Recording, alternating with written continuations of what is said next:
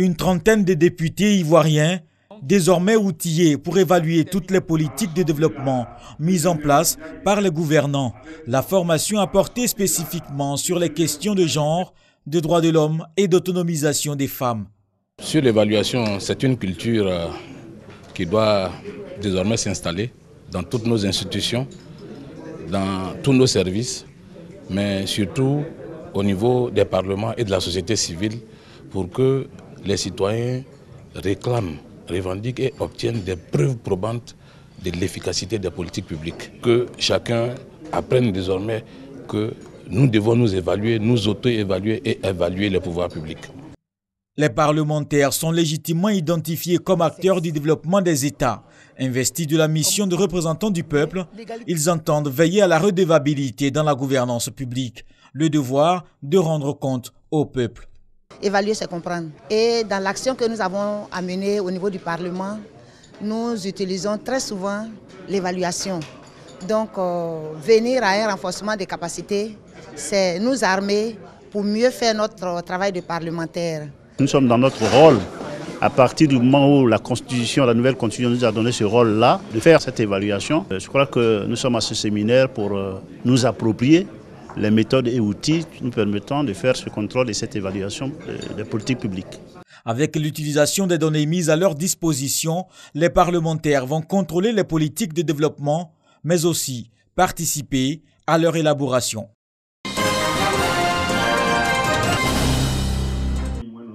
Cette cérémonie vise à remettre officiellement à la disposition des décideurs et du grand public les principales orientations du rapport 2018 sur l'état des populations mondiales.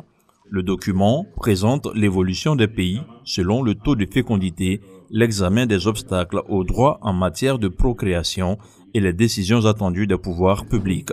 Selon le rapport de 2018 de UNFPA sur l'état mondial de la population, la tendance mondiale est actuellement aux familles moins nombreuses.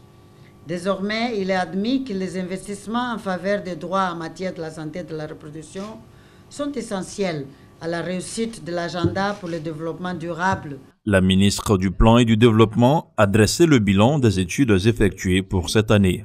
En vue de mieux respecter les droits en matière de reproduction, on notera bien sûr la création de l'Office national de la population, l'adoption de la politique nationale de population 2015-2025, l'introduction de l'éducation sexuelle complète dans les curricula de formation de l'éducation nationale et les programmes destinés aux adolescents et aux jeunes non scolarisés. La mise en place au sein du ministère en charge de la santé publique de programmes dédiés à la santé de la mère et de l'enfant.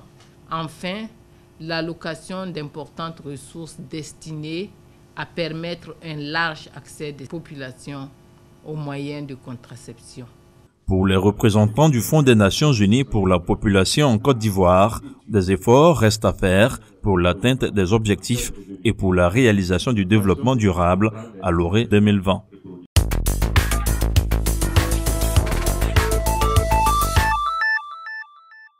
24 heures après le début de la campagne électorale pour les élections législatives au Togo, peu d'affiches de candidats sont visibles dans les rues de Lomé, la capitale du pays. Ces élections continuent d'inquiéter plusieurs couches de la société togolaise. Après le clergé catholique, ce sont les églises évangéliques presbytériennes et méthodistes qui demandent aux autorités le report des élections prévues pour le 20 décembre prochain.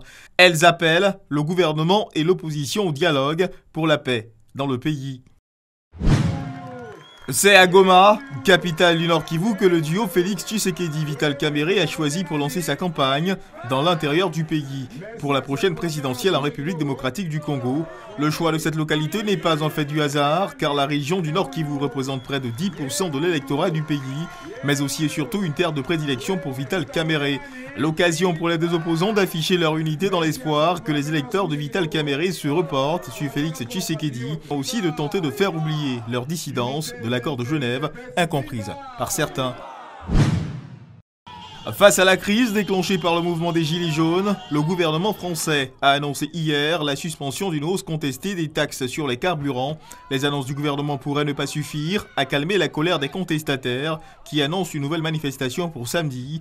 Le ministre de l'Intérieur, Christophe Castaner, a invité les manifestants à renoncer à de nouveaux rassemblements. Depuis le début des manifestations, le 17 novembre dernier, 4 personnes ont trouvé la mort et des centaines d'autres blessés.